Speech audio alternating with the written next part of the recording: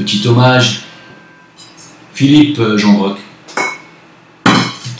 Bon retour parmi nous, j'ai envie de dire, qui a parlé de moi en bien dans sa dernière capsule sur Rutube, donc je lui rends hommage.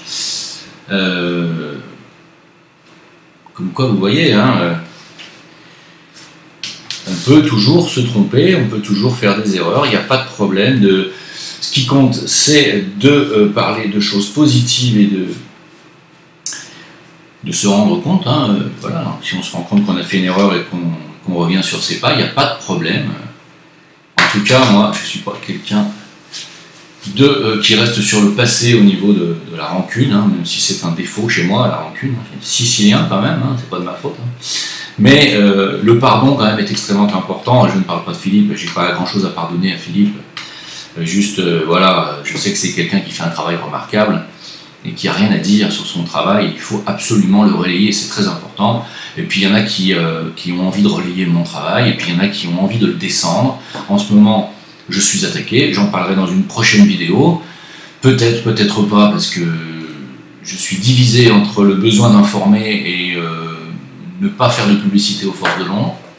Mais quand même, informer les gens qui suivent des youtubeurs pensant que ce sont des gens positifs, alors qu'en réalité ce sont des véritables serviteurs de l'ombre, je pense que ce serait quand même très intéressant que je vous le dise. Et je pense que c'est d'utilité publique. Alors on en parlera plus tard, pas sur cette capsule. Et quand je dis que les forces matérialistes et les forces de l'ombre infiltrent tous les mouvements lumineux, il y a même la mission de Mère Teresa, hein, qui aujourd'hui est inculpée, mise en examen pour trafic d'enfants. Hein. Voilà, l'organisation fondée par Mère Teresa sous enquête pour trafic de bébés en Inde. Quand je vous dis que les forces de l'ombre infiltrent tout, ça n'est pas une légende. Sur cette capsule, j'ai envie de vous parler de quelque chose qui m'inquiète bien plus que Néom, même si Néom c'est pas non plus une fable imaginaire, ça va venir, hein, mais c'est en cours de construction si vous voulez. L'intelligence artificielle est une réalité, elle va prendre dans les années à venir une grande place dans notre société, dans notre vie, et comme l'a dit Poutine récemment, celui qui maîtrisera cette technologie sera le maître du monde, hein, c'est clair. Hein. Donc pour tous ceux qui réfléchissent de manière binaire en disant la technologie c'est le diable, alors que non, aller à l'église ou prier c'est le bien, l'église catholique c'est le bien, par contre la technologie c'est le mal. Voilà, tous ceux qui pensent comme ça, vous n'avez pas beaucoup de place dans l'avenir, je vous le dis honnêtement. Vous allez être très très mal. Il faut vivre avec son temps, hein, et être intelligent c'est savoir s'adapter en tout temps. Certes, évidemment, s'adapter dans un monde où tout est totalement corrompu, où on viole les enfants, etc. et j'en passe, évidemment, c'est pas facile de s'adapter. Là, on est tout à fait d'accord. Mais on n'en est pas encore là. Hein. J'en profite pour relayer, bien entendu, l'action du 3 septembre. N'oubliez pas d'y aller avec tous les parents d'enfants, d'aller mettre des cadenas et des chaînes devant les écoles primaires. Ça me paraît assez important de montrer que le peuple gaulois n'est pas d'accord avec les mesures, non pas de notre gouvernement, mais de Bruxelles, qui viennent en réalité des familles américaines, qui sont des familles qui ne travaillent pas pour le peuple, vous le savez. Bon, peut-être qu'il faut se réveiller à ça maintenant. Hein. Et ce que je vais vous dire est bien plus grave que Néom ou que la rentrée scolaire, même si c'est déjà extrêmement grave. Je disais, la technologie, on va vivre avec, on vit déjà avec. Et est-ce que avoir un portable est quelque chose de satanique ou quelque chose du bien ou du mal? Est-ce qu'on a une pensée binaire, sincèrement, on s'arrête à ça? Avoir un téléphone portable est un outil extraordinaire d'émancipation et de communication dans le monde entier, de manière gratuite. J'ai encore passé tout à l'heure un coup de fil WhatsApp à une personne suisse, et hier j'ai appelé une personne au Canada, et ça m'a coûté Walou. Eh bien, extraordinaire le portable. Voilà, il faut le dire. Seulement, si vous passez 7 heures par jour avec votre téléphone comme ça, vous allez cramer vos neurones. Donc, doit-on dire pour autant qu'il faut supprimer les portables? Je vous laisse réfléchir 30 secondes. C'est sûr que si vous laissez un portable à la portée d'un gosse, depuis l'âge de 3 ans, il reste collé où il passe sa journée sur la tablette. Hein. Tous les gosses maintenant sont comme ça, sur leur téléphone et leur tablette. Bon, bah, C'est aux parents d'être responsables et de dire à leurs enfants, soit de ne pas toucher au téléphone d'abord avant l'âge de au moins 7-8 ans, et deuxièmement, de ne pas y passer plus d'un quart d'heure par jour, par exemple. C'est là où il faut être adulte et responsable, et il ne faut pas voir le diable partout. Le diable n'est pas forcément non plus caché dans la technologie. La technologie émancipe, n'oubliez pas. Alors tous ceux qui me disent que je suis un luciférien parce que je tiens ce discours, ben moi je leur dirais que ce sont des crétins. Des crétins, ce que je dis est une évidence. Hein. Bon, seulement, bien entendu, il y a des travers à la technologie. Et là je vais venir au sujet central qui nous intéresse. Je vais vous relayer juste après là un nombre de vidéos dont j'ai fait des captures d'écran. J'ai piqué quelques images d'ailleurs sur des chaînes à gauche, à droite, y compris celle de Mind Control, que je salue, qui vient souvent sur les lives, qui est un confrère, hein, donc, qui fait un excellent travail d'alerte et d'information. Bravo Mind Control. Et je t'ai piqué cette vidéo sur ta chaîne pour pouvoir parler de toi, mais j'avais déjà vu cette vidéo en direct à la télé. Vous allez voir, alors vous le savez, c'est pas une nouvelle pour vous, vous allez voir qu'en Chine, on est en train de mettre en place un système qui est un système de reconnaissance faciale et qui fiche donc toutes les personnes et un système informatique qui permet de vous reconnaître dans la foule parmi plusieurs milliers d'autres personnes. Ce système, c'est pas une fable. On est en train de parler de quelque chose qui se passe maintenant. C'est déjà le cas. Les Chinois sont déjà recensés, hein, et ils sont déjà fichés sur le plan du faciès. En plus de ça, on va leur accorder des points de bons ou mauvais citoyens. Et vous allez voir, je vais laisser parler des vidéos, elles sont bien plus parlantes que moi. Et à la fin, j'interviendrai.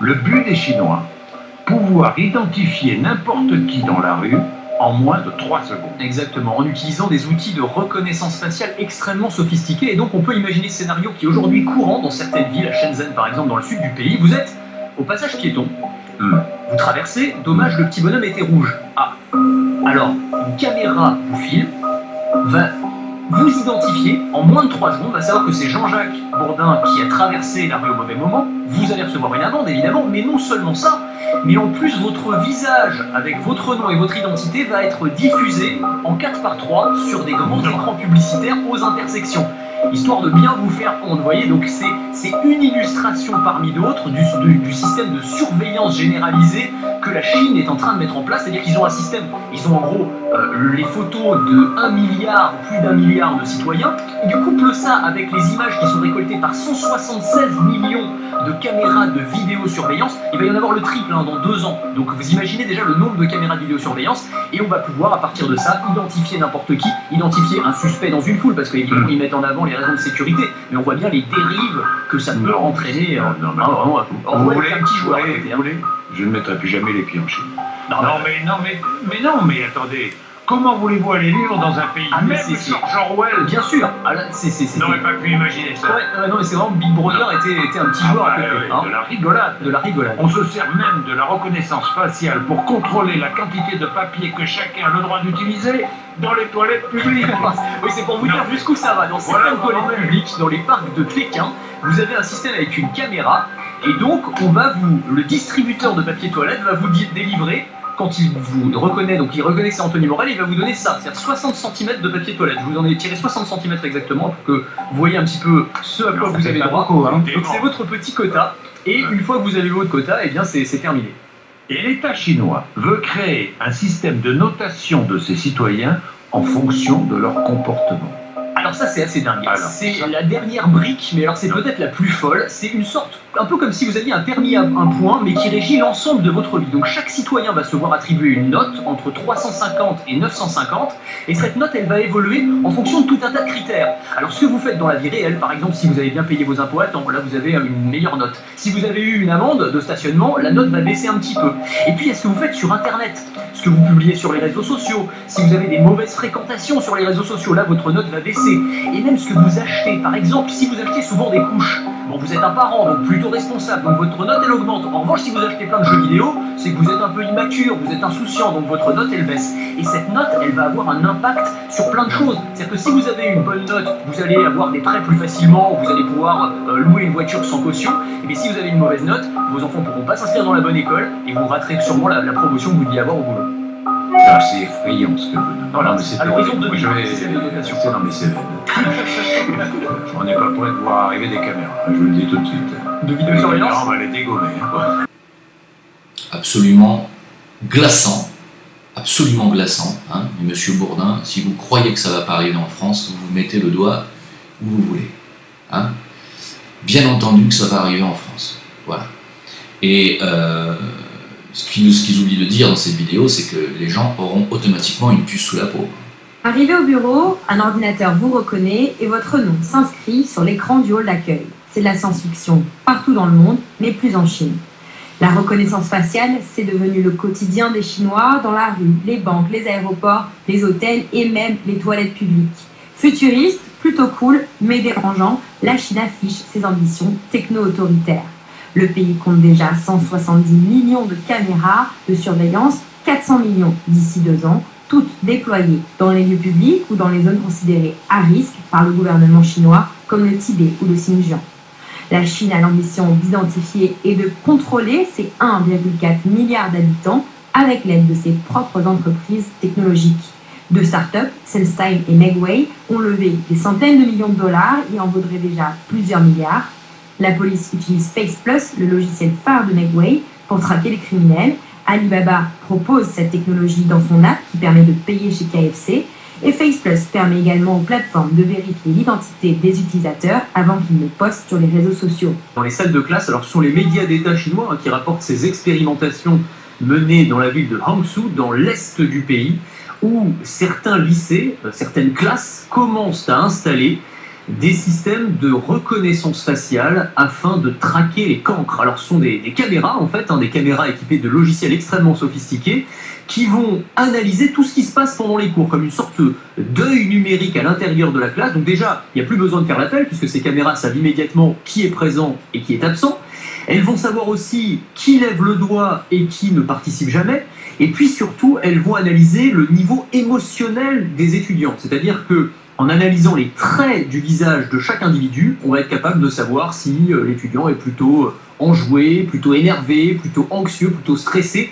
Et surtout, s'il est concentré ou s'il est distrait. Vous savez bien que quand l'esprit commence à vagabonder, ça se voit sur le visage et donc ça n'échappe pas évidemment à la caméra. Et toutes ces informations-là sont envoyées en temps réel au professeur. Il a un tableau numérique avec des petits smileys qui montrent quel élève dort, quel élève est plutôt souriant, quel élève est plutôt content ou pas. Et donc il a toutes ces informations-là, ce qui permet de noter instantanément. Enfin, ça a un impact évidemment sur la notation des étudiants. Voilà donc ce qui est en train d'être mis en place dans certains lycées chinois. A noter aussi que ce système est aussi conçu pour noter les enseignants. C'est-à-dire qu'on sait que si la moitié des élèves est endormie pendant le cours, en gros, là aussi, c'est pas forcément bon pour l'enseignant parce que ça veut dire qu'il fait pas bien son boulot. Voilà, comme vous allez pouvoir voir sur la prochaine vidéo, vous allez voir cette demoiselle qui se fait scanner dans un magasin. C'est un magasin, un restaurant, tout simplement. Elle se fait scanner le visage. Et elle rentre ses coordonnées, et puis ensuite, qu'elle revienne maquillée, en blonde, en brune, avec une perruque rose, ne change absolument rien. La machine la reconnaît. Hein. C'est l'avenir. Hein. Ça va venir ici en France, Monsieur Bourdin. Hein.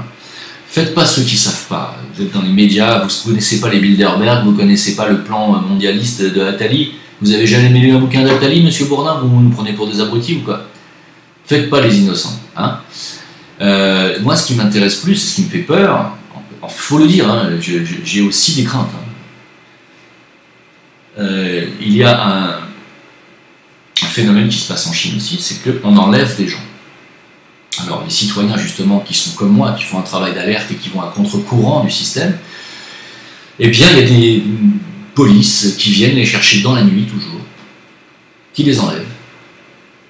Bien entendu, on ne sait plus ce qu'ils deviennent, ils disparaissent littéralement. En Chine, un avocat est devenu le symbole des dérives autoritaires de Pékin. Wang Quanzhang est le dernier des centaines de disparus à n'avoir jamais refait surface. Cette photo a été prise en mai 2015. 2 mois plus tard, il se faisait arrêter. C'est l'un des derniers beaux moments qu'on a passés ensemble. Depuis son arrestation, Wang Quanzhang est maintenu au secret. Personne ne sait où il est. Les avocats que j'ai recrutés pour le défendre n'ont pas le droit de lui rendre visite. Et je n'ai pas le droit d'entrer en communication avec lui. Nous sommes sans nouvelles, je ne sais pas du tout comment il va. En fait, je ne sais même pas s'il est encore en vie, mais je m'interdis d'y penser, car c'est trop douloureux de l'imaginer. Je ne sais rien, je n'ai aucune nouvelle. Mon mari était une si belle personne, un homme honnête. À cause du gouvernement chinois, cela fait 890 jours, 2 ans et demi que je suis sans nouvelles.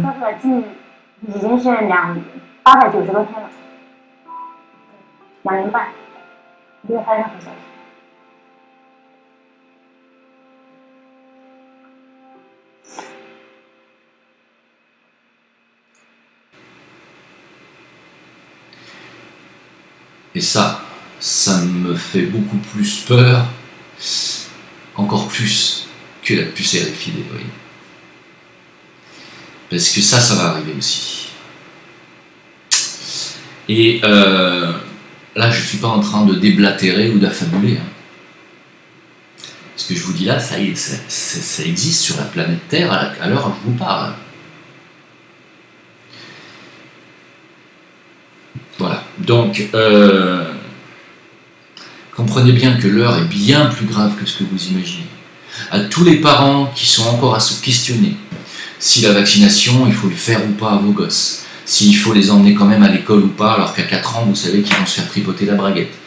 Si vous en êtes encore à penser que Macron va sauver la France, si vous en êtes encore à penser que notre gouvernement travaille pour nous, que les banquiers ne sont pas des voleurs, que le football c'est bien, c'est divertissant, ainsi que toutes les émissions de télé-réalité, si vous en êtes encore là, votre réveil va être extrêmement douloureux. Parce que en Chine, ils ont passé ça parce que c'est une dictature communiste et que les gens sont habitués à obéir au doigt et à l'œil à leur gouvernement. En France, on résiste encore. Vous avez entendu notre super président dire de nous, je crois que c'était au Danemark, il a dit que les Gaulois résistaient et ne voulaient pas de mesures, de changement. Évidemment, le peuple gaulois, comme tu dis Macron, puisque tu n'en fais pas partie visiblement, parce que tu dis le peuple gaulois, donc ça veut dire que tu n'as pas dit mon peuple, hein, d'accord? Tu dis le peuple gaulois. Le peuple gaulois ne veut pas de tes changements, parce que tes changements à toi et à ceux de tes maîtres, c'est de nous faire disparaître, le peuple gaulois. Alors tes changements, tu sais où tu peux te les carrer? Et là je suis extrêmement, bien entendu, vulgaire, mais les changements du système, toute personne intelligente doit les refuser. Hein? Parce que pour pouvoir vous contrôler, et pour pouvoir savoir si vous êtes un bon citoyen ou pas en Chine, en ce moment, ils ne se servent pas seulement d'Internet, mais par exemple un compteur Linky qui sait exactement tout ce que vous faites chez vous, à quel moment, à quelle heure et avec qui, parce que le compteur Linky a cette faculté de voir à travers les murs, figurez-vous. Ça sert à ça aussi, à vous ficher. Vous êtes tous fichés. Vous croyez que parce que vous êtes sur Internet et que vous n'avez rien à vous reprocher, que les RG n'ont pas des choses sur vous, des renseignements sur vous, ils savent tout ce que vous faites. Tout ce que vous aimez, tout ce que vous baisez, tout ce qui vous fait bander. Tout. Tout. Vous êtes tous fichés. Donc, et en conclusion de cette vidéo, la désobéissance civique m'apparaît comme quelque chose non seulement d'indispensable, mais d'urgent. Certes, il se pourrait bien qu'un jour je disparaisse, pas seulement moi, mais tous les gens qui ouvrent leur gueule, c'est clair, puisque ça fait partie de leur plan, vous avez bien vu. Et si jamais un jour ça arrivait, sachez bien que si un jour vous ne me voyez plus faire de vidéos alors que je ne vous ai pas dit au revoir, eh bien, faites ce que vous pouvez pour essayer de me sortir de là. C'est un appel que je lance, parce que je pense que je risque fort de finir comme ça. Et je préférerais, bien entendu, me donner la mort que de terminer dans des geôles des forces de l'ombre. Donc, pour terminer cette capsule, oui, la technologie peut nous émanciper, oui, elle peut nous aider à avoir une vie beaucoup plus facile et à avoir des relations beaucoup plus faciles entre humains, oui. Mais également, cette technologie peut aussi nous maintenir en esclavage et peut aussi être un outil diabolique de renseignement et de contrôle et bien entendu d'espionnage privé. Hein. Et ça doit se refuser. C'est là où chaque citoyen doit devenir maintenant responsable, car ce n'est plus une fable. Quand on vous parle de puce RFID, quand je vous en parlais il y a 20 ans, vous aviez encore le droit de me rironner. Aujourd'hui, vous n'avez plus le droit. Toutes les personnes qui me traitent de charlatan ou d'affabulateur ne doivent plus faire qu'une seule chose aujourd'hui. Fermez leur gueule. Fermez-la. Arrêtez de désinformer. Ce que je dis là est absolument la vérité. D'accord ? Voilà. Donc, fermez-la. Mais fermez-la, mais physiquement. Voilà. Et il y a un travail qui est fait aujourd'hui sur la chaîne de Thierry Casasnovas sur les vaccins et sur le taux aluminium et du mercure des vaccins.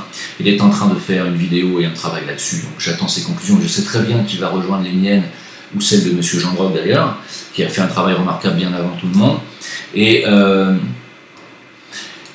oui, bien entendu qu'il y a déjà au moins 3 fois la dose supportable indiquée par l'OMS dans un vaccin pour un adulte. Hein. 3 fois pour un adulte. On est à 0,80 ou 0,75 mg d'aluminium par vaccin pour un adulte.